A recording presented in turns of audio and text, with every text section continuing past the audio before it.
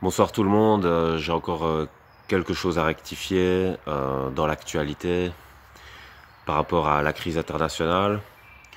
En fait, j'aimerais tenter une expérience psychologique en faisant venir la pensée d'Einstein à notre époque. Alors je ne prétends pas du tout penser comme lui, parce qu'il a fait des recherches hyper poussées, il avait un cerveau ultra performant. Voilà, c'était un grand personnage au niveau de la réflexion. Euh, donc lui, il est lui et moi, je suis moi. Simplement, je pense qu'on a un point commun, c'est l'autisme. Et donc, de par cette caractéristique, je suis capable peut-être d'avoir une perspective similaire à la sienne. Ce qui ferait défaut à des personnes dites normales, on va dire. Et donc, c'est le simple petit avantage que je vais pouvoir apporter. Je vais essayer d'être le plus objectif possible. Après, Einstein, comme j'ai dit, c'est Einstein et moi, je suis moi. Et on ne peut pas le ramener à la vie. Et donc, voilà, ça sert à rien de trop parler en son nom. Si vous voulez vraiment connaître sa pensée, il faut s'intéresser à lui, en fait, donc à ses écrits. Et le livre ou deux que je vous ai partagé, bah, vous avez sa pensée. Voilà, donc je vais commencer. Pour moi, Einstein, il était profondément antifasciste. Pas parce qu'il était juif, ça c'est une caractéristique, mais parce que le fascisme en soi, c'est la destruction, c'est l'apologie de la mort, et donc c'est l'antithèse de la construction et donc du progrès, etc. Et donc, voilà pourquoi il était contre ça, puisque finalement, ce qui motivait Einstein, il l'a expliqué aussi, même dans ses moments de solitude, bah, c'était le combat pour la vie, en gros, pour améliorer nos interactions, faire évoluer les choses, etc. Et il a vu dans le fascisme à peu près le contraire de ce que lui voulait faire. Donc c'était motivé par une genre de pulsion de mort, le fascisme. Et on va y venir. Alors, à notre époque, il y a des antifascistes qui se disent antifascistes dans la modernité, mais ils sont antifascistes de manière superficielle. Du coup, quand on analyse profondément ce qu'était le fascisme, c'était une idéologie basée sur une forme de superficialité mythologique, ce qui fait que, en gros, bah, les antifascistes d'aujourd'hui, bah, ils sont dans une certaine forme de fascisme, si on peut dire ça. Et puis, bah, il y a le fascisme en lui-même, présenté comme lui-même, comme avant, qui est aussi superficiel. Et c'est comme je vous avais expliqué, si vous voulez, on peut pervertir des textes, des pensées, etc. Et c'est ce qui s'est passé dans la religion, c'est-à-dire qu'il y a eu des gens qui ont bien pensé le monde et qui ont bien compris les lois physiques ou la nature, etc.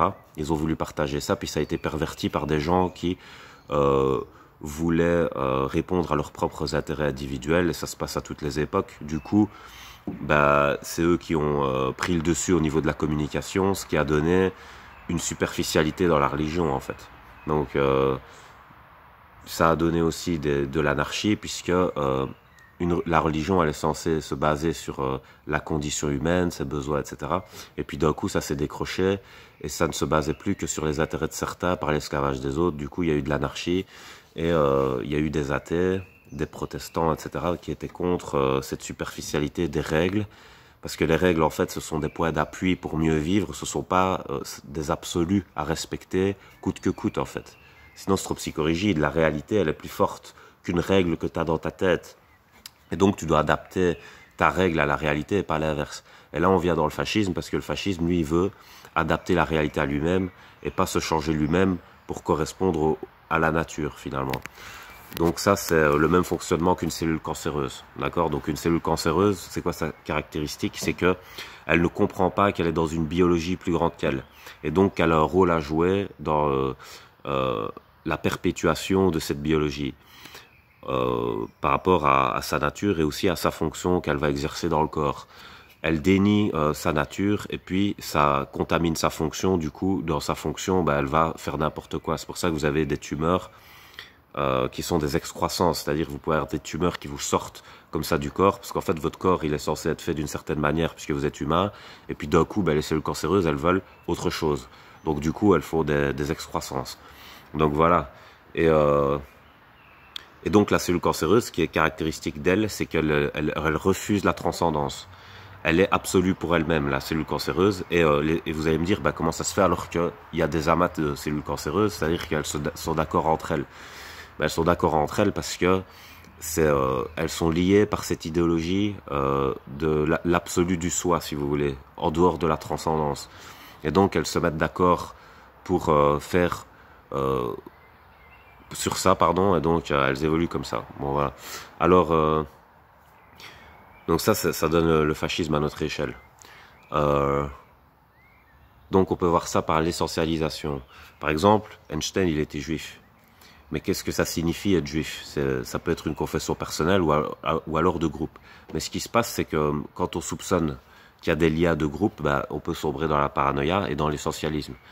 Donc c'est ce qui s'est passé avec le fascisme. En fait, pour Hitler, que ça soit un juif très riche, très influent, ou un juif de campagne qui fait simplement sa petite tradition dans son coin, bah, c'était la même chose en fait pour lui. Donc du coup, le fait d'être juif, c'est être un comploteur. C'est-à-dire que le juif de campagne qui fait rien et le gros riche qui a beaucoup d'influence, ben c'était les mêmes pour lui. Donc ça, c'est de l'essentialisme. Essentialisé par le fait d'être juif. Donc du coup, ben, il essaie de faire des ratonnades sur tous les juifs. Et donc si tu avais par exemple un grand-père ou un arrière-grand-père juif, mais que ou une grand-mère ou une arrière-grand-mère, on s'en fout. Enfin bref, je vais pas à chaque fois entrer dans les détails pour la team premier degré. Mais bref. Ce que je veux dire, c'est il te regardait par ça, mais du coup tu pouvais complètement être dissocié. Par exemple, tu pouvais peut-être disputer avec ta propre famille, avoir déménagé, ne plus rien avoir avec eux et tout. Ben, pour Hitler, c'était l'essentialisme. Il allait te rechercher par la génétique. Il faisait un arbre généalogique qui disait non, tu as du sang juif, donc tu es un sort de bourbe, voilà, et donc tu dois décéder, quoi. Et ça, c'est le narcissisme, tu vois. Comme dans Harry Potter, on voit Drago Malfoy qui traite Hermione de sang de bourbe, c'est-à-dire par le sang, je suis élu. C'est-à-dire je n'ai rien à faire, rien à prouver pour montrer que je vaux quelque chose, puisque je vaux déjà quelque chose de par le fait d'être. Ça, c'est l'hyper-narcissisme, d'accord? Donc voilà, alors qu'Hermione, elle fait des efforts tout le temps. C'est pour ça elle est la première de la classe, parce qu'elle a justement ce complexe de venir d'une famille de moldus parmi que des sorciers. Donc voilà. Alors... ce que je veux dire, c'est et donc c'est cet essentialisme-là qui gênait beaucoup Einstein, parce que tu n'as plus aucune chance de prouver que tu vaux quelque chose. Quoi que tu fasses, ça sera réduit à néant. Et c'est ce que je vous expliquais avec le 18/20 qui n'est pas assez bon, d'accord? Une fois que vous êtes pris en grippe par une personne qui a la pathologie du narcissisme, vous ne pouvez plus rien faire. Tout ce que vous allez faire sera réinterprété en pourri, en fait. Même si c'est bien intentionné. Donc, il n'y a plus de contexte, en fait. Il n'y a plus de quotidien. Il n'y a plus d'individualité des instants. C'est-à-dire que les instants, ils sont pas forcément tous corrélés. Un instant, oui, il est corrélé. Mais il n'est pas l'autre instant, si vous voulez. C'est-à-dire l'instant présent de maintenant et celui qui va arriver dans 5 secondes, ce sont des instants présents. Donc, au moment où je le dis, celui 5 secondes après, c'était le futur. Donc il y a passé, présent, futur, et il y a une corrélation, mais je veux dire, le passé, le présent et le futur ne sont pas ensemble. C'est dans la mort qu'ils sont ensemble. Et c'est pour ça que je dis que le fascisme, c'est une pulsion de mort. Les trois temps sont ensemble dans la mort. Et donc, on corrèle les instants comme s'ils étaient fusionnés. On appelle ça la confusion. Donc, puisque ça vient, confusion, il y a cum en latin qui veut dire avec, et puis fusion. Donc, fusionner avec. La confusion, c'est tout mélanger n'importe comment, en dissolvant les identités. Et donc finalement, par revendication d'identité, c'était ce qu'ils recherchaient finalement, parce que c'est ce dont ils manquaient incroyablement, les fascistes. Ils étaient en manque de repères et d'identité très clairement. Et c'est ça qui a fait leur comportement d'ailleurs, très communautariste et refermé. Alors, cette essentialisation, on la voit maintenant actuellement, je trouve. Et ça, je trouve ça très malsain par rapport à la Russie. Alors on peut condamner effectivement le comportement de la Russie, on n'en est pas là par rapport au débat sur ça. Mais il y a les méthodes, et les méthodes en disent long sur nous en fait. Ça en dit plus long sur nous que sur notre adversaire aussi.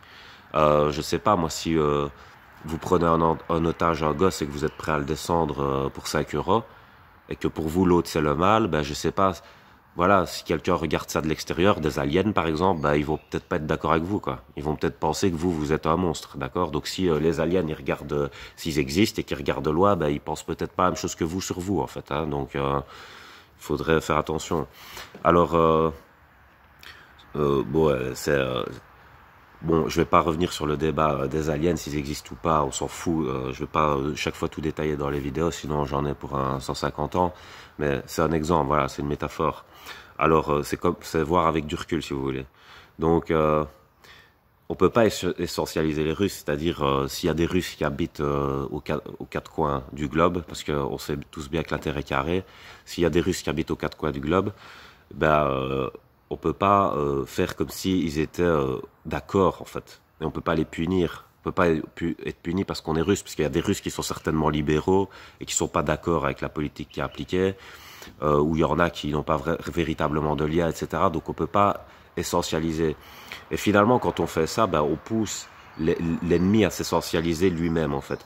Et c'est ce qu'on a fait aussi d'une certaine manière avec les musulmans, c'est-à-dire que quand on essentialise, ben, on pousse l'autre à ne plus être que ce qu'on lui laisse être. Donc c'est de notre faute, en fait. Et ça, on voit ça aussi dans le harcèlement scolaire.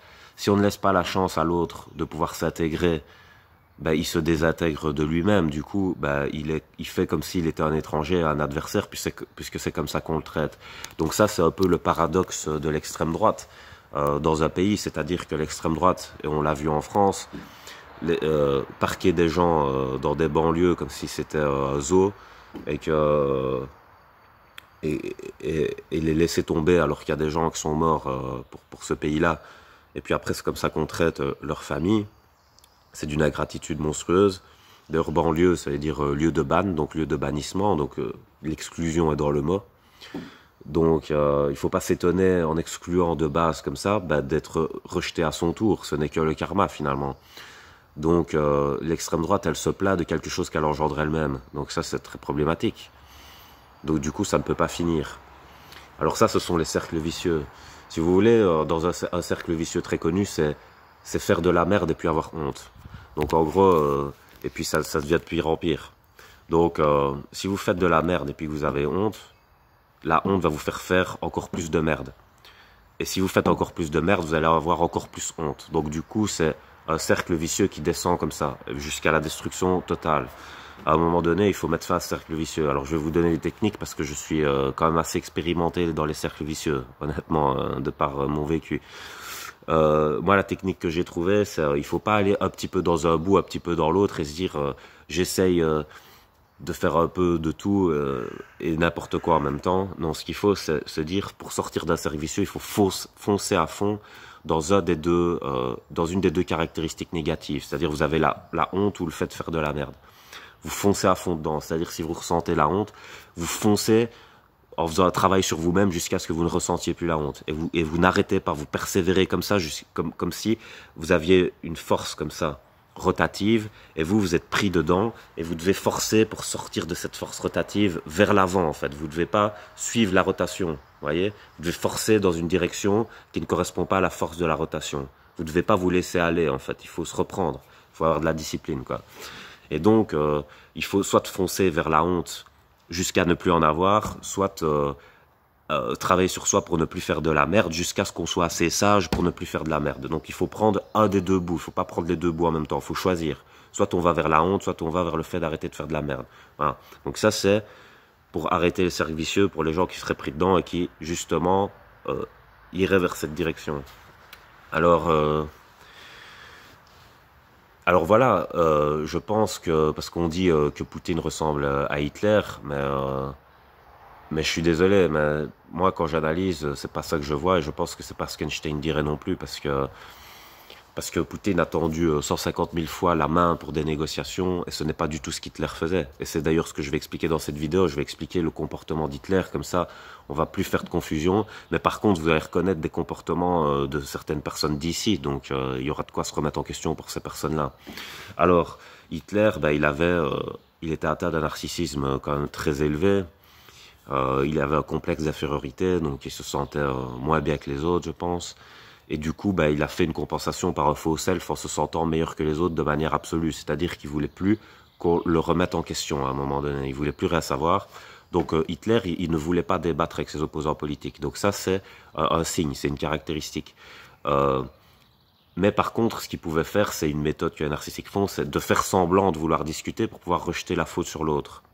Donc ça, les pervers, ils font ça. C'est-à-dire, ils disent, moi j'ai voulu discuter, mais c'est l'autre qui a pas voulu. Et en fait, l'autre voulait à fond, et c'est le pervers qui a pas voulu. Mais il inverse l'histoire pour se donner le bon rôle. Donc encore une fois, on est dans la superficialité, on sauve l'image plutôt que le fait. Donc on est encore dans la psychose. On est encore en dehors de la réalité, et on amène encore la mort dans la vie.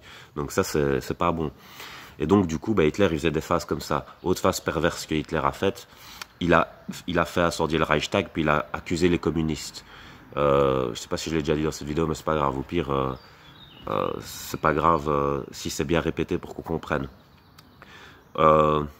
Donc il a fait incendier le Reichstag, il a fait accuser les communistes. Du coup, il a donné son visage aux communistes. Donc ça veut dire que les communistes portaient son visage médiatique, c'est-à-dire que les gens croyaient que les communistes étaient pourris du fait d'avoir incendié le Reichstag, mais c'était pas eux. C'était Hitler. Donc le vrai visage de l'incendie du Reichstag, c'était Hitler. Mais il a interverti les visages. Donc ça, c'est de la perversion. Donc ça aussi, méthode mauvaise, méthode du mal. Et donc, il y a eu ça. Et puis, il a fait tuer tous les gens qui l'ont soutenu pour ne pas laisser de trace du fait qu'il ait eu besoin d'être soutenu. C'est-à-dire que politiquement, quand il grimpait, il a fait assassiner des gens une fois qu'il avait plus besoin d'eux, pour ne pas qu'ils parlent sur ses comportements une fois que ces gens l'avaient aidé, parce que quand tu te fais aider, tu as quand même besoin de créer une sorte d'intimité, entre guillemets, et les gens te connaissent un peu plus, on va dire. Et lui, il voulait pas être connu de manière intime. Et ça aussi, c'est connu chez les narcissiques, qui ne veulent pas avoir d'intimité. Et qu'ils ont une forme d'avarice vers la domination de leur propre volonté. Donc il y avait ça. Alors après, il est arrivé au pouvoir. Qu'est-ce qu'il a fait? Il a fait les camps de concentration, les camps de travail. Sur les camps de travail, il était mis le travail rend libre. Donc ça aussi, les gens qui veulent faire travailler les gens abusément et tout ça, ça ressemble au fascisme. Donc c'est ne pas voir la condition humaine, ne pas voir la biologie, ne pas voir la science. Quand on veut faire travailler des gens 16 heures par jour, des enfants et tout ça, voilà, là on est dans le fascisme. Donc on vaut pas mieux qu'Hitler quand on fait ça. D'accord? Donc voilà, faut pas se trouver des excuses bidons. Et puis, parce que ça les gens comme ça, ils se trouvent beaucoup d'excuses pour faire de la merde comme ça, mais il faut arrêter de trouver des excuses et il faut regarder la chose. Il faut regarder. Et puis dans ces camps, c'était des camps où les gens devaient être aptes à travailler. Et puis c'est tout. La production et la consommation étaient les seuls leitmotifs du fascisme. Il n'y avait pas de pensée, c'était interdit de penser. Il n'y avait pas de développement, il n'y avait pas d'amélioration de la qualité de vie, des interactions. Tout ça, c'était mis à la poubelle. Tout ce qui comptait, c'était production et consommation. Donc en fait, les gens, ils allaient dans une usine, ils produisaient des armes pour les Allemands, pour qu'ils aillent faire la guerre. Et ils passaient leur journée à ça, voilà. Ceux qui étaient aptes, ils allaient à l'usine. Ceux qui n'étaient pas aptes, ils allaient dans les chambres à gaz. Donc ça vous dit, Donc les vieux, les enfants, les femmes, chambres à gaz. Voilà. Sauf ceux qui étaient capables de produire. Donc eux, on les laissait en vie. Et puis il y avait une telle masse de gens à éliminer aussi que certains restaient en vie par chance parce qu'on les oubliait en gros. Ils étaient dans un coin comme ça, on les laissait crever parce que le fascisme c'était l'alternance entre deux extrêmes, l'indifférence et le harcèlement par rapport à la volonté propre. C'est-à-dire dans le camp, tu pouvais avoir quelqu'un qui mourait de faim par là et personne ne le voyait. Comme tu pouvais avoir un nazi qui était comme ça en train d'emmerder quelqu'un pour qu'il fasse quelque chose jusqu'à être prêt à le buter, on va dire. Voilà, c'était des phases comme ça. Donc, et à un moment donné, on le voit dans le film La liste de Schindler, pour montrer vraiment ce que c'est le fascisme. Il y a une architecte juive, parce que les nazis demandent de faire une construction, et elle parle à Goethe, et elle lui dit, ça ne va pas parce que, comment dire, la construction, il y aura une malfaçon, quoi. Et en fait, c'est Goethe qui avait dit de faire comme ça. Du coup, comme il a un ego fragile comme les nazis, il le prend très mal, en fait. Et donc, il lui dit, il se sent vexé qu'elle le corrige, alors que c'est un officier SS. Et donc, il lui dit, il dit à de ces hommes, il dit, tu es là. Donc déjà, tuer quelqu'un parce qu'il t'a contredit. Vous voyez déjà le niveau de fragilité de l'ego. Hein. Vous voyez le niveau de fragilité. Donc il dit tu es là. Il dit non, non, ici, sous mon autorité. Donc en fait, il dit je veux vraiment avoir le contrôle total tellement j'ai senti la perte de contrôle du fait qu'elle m'ait contredit. Donc le niveau de fragilité de l'ego, il est même pas descriptible. C'est en psychiatrie, je pense qu'il n'y a pas des gens qui ont un ego aussi fragile que ça. Franchement, je vous jure. Donc ça, c'est très très grave hein, au niveau psychologique. Et donc finalement, il la bute. Et puis terrible quoi. Et en fait, ce qu'il dit, encore plus terrible juste après, c'est il dit « faites comme elle a dit ». En fait, c'est pas son objectivité qui remettait en question, sa qualité d'architecte, c'est qu'elle l'ait contredit. Elle l'a contredit. Et ça, elle ne devait pas. Elle devait dire oui et limite même faire une malfaçon. Et tant pis, c'est pas grave, fallait pas le contredire. Donc vous voyez, la fragilité, ça c'est grave. Alors Schindler, il va en parler à Goethe de ça, parce que Goethe, il est fasciné par justement la non-fragilité de Schindler. Et à un moment donné, ils discutent tous les deux.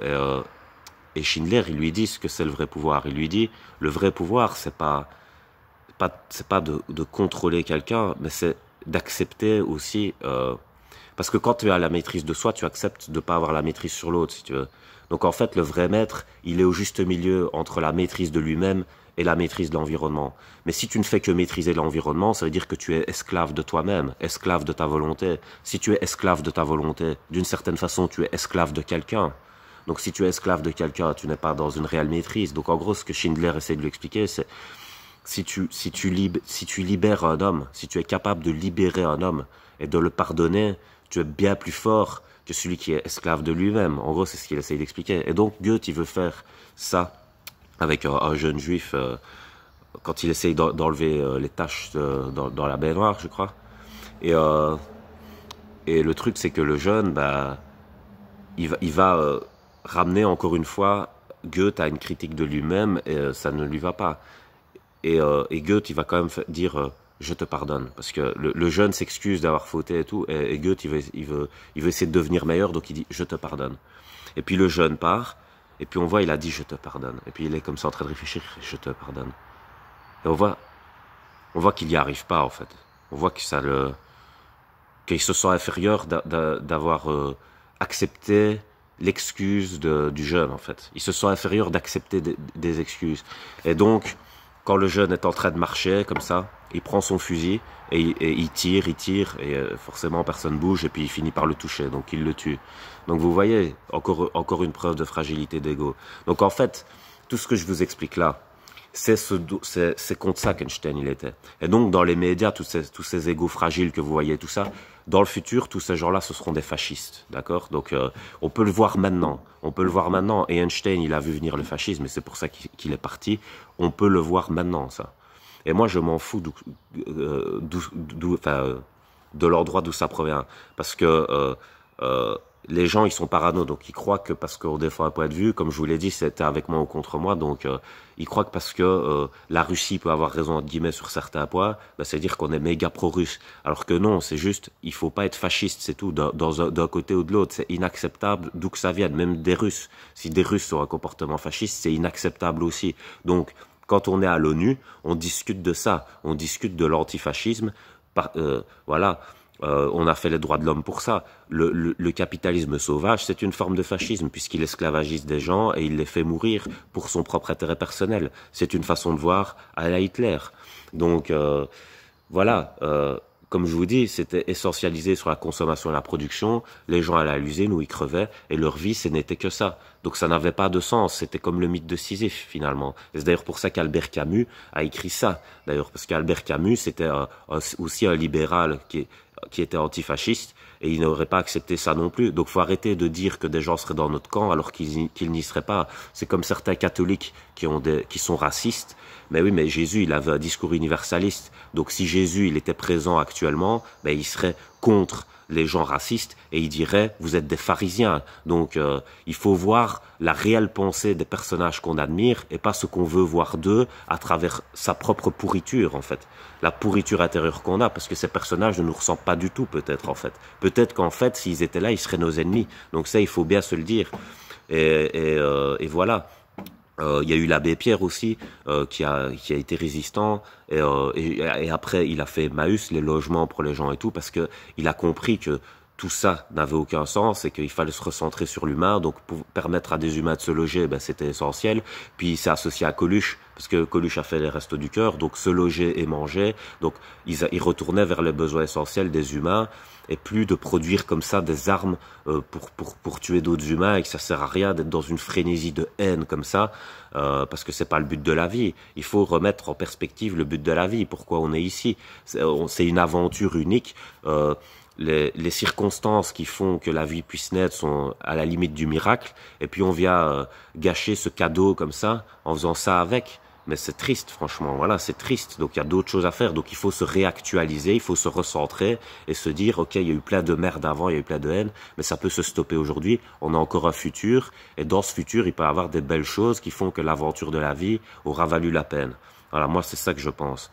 Donc il faut arrêter ces conneries et il faut apprendre à négocier, et il faut arrêter de faire semblant de vouloir négocier tout en ne voulant pas négocier, et il faut le faire réellement, et on peut trouver des intérêts au juste milieu. Et moi je serai toujours du côté de cette perspective. Voilà, donc ceux qui veulent détruire pour leurs propres intérêts parce qu'ils ont de la merde dans le cœur, ben voilà, tant pis. Voilà, je serai contre. C'est tout. Donc je vous laisse sur ça. Et je pense que c'était ça la pensée d'Einstein. Et c'est d'ailleurs pour ça qu'il était pour la liberté d'expression aussi, comme Elon Musk vient de racheter Twitter, parce que la censure subjective, ok, la censure contre la criminalité, c'est-à-dire contre le terrorisme mental, ça bien sûr, parce que sinon on laisse faire n'importe quoi. Moi, comme je l'avais déjà expliqué, je ne suis pas forcément pour la liberté d'expression, ni pour la censure d'expression, mais pour la justice d'expression. Mais la justice, qu'est-ce que la justice? Il faut quand même laisser une souplesse à la justice, c'est-à-dire tu peux laisser parler les gens. Par exemple, si une personne fait que des onomatopées avec que des insultes, bah, au niveau justice d'expression, la personne n'apporte rien à l'argumentation, elle ne fait que de la destruction, donc du coup, là on peut peut-être appliquer une censure. Mais si une personne vient avec de la bonne volonté en voulant expliquer son point de vue, on ne peut pas la censurer, et qu'elle n'insulte pas et qu'elle écoute son interlocuteur, on n'a pas à la censurer. On n'a pas à faire ça, d'accord?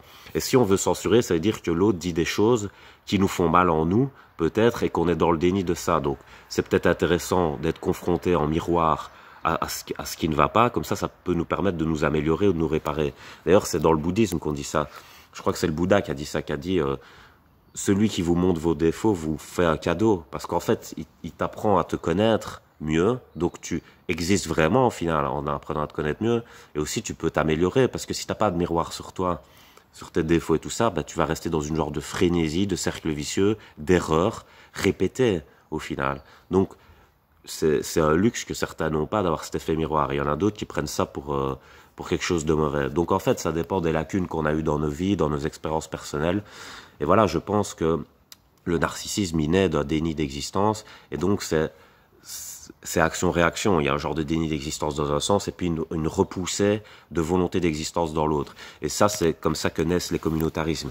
Donc, s'il y a une fracture sociale qui fait naître les communautarismes, ça veut dire qu'on ne respecte plus l'être humain dans son essence de vie. Et donc, il y a des gens qui essayent de se rattacher à ce qu'ils peuvent pendant leur chute, c'est-à-dire à des caractéristiques superficielles pour se sentir exister.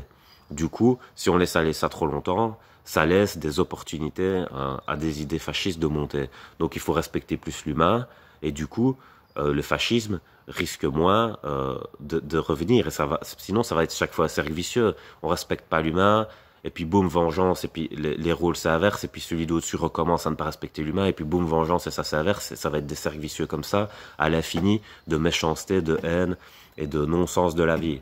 Donc ça ne sert à rien de faire ça, il faut se recentrer, et donc remettre l'humain au centre de nos préoccupations, et voilà, c'est tout. Donc je vais vous laisser sur ça, passez une bonne soirée.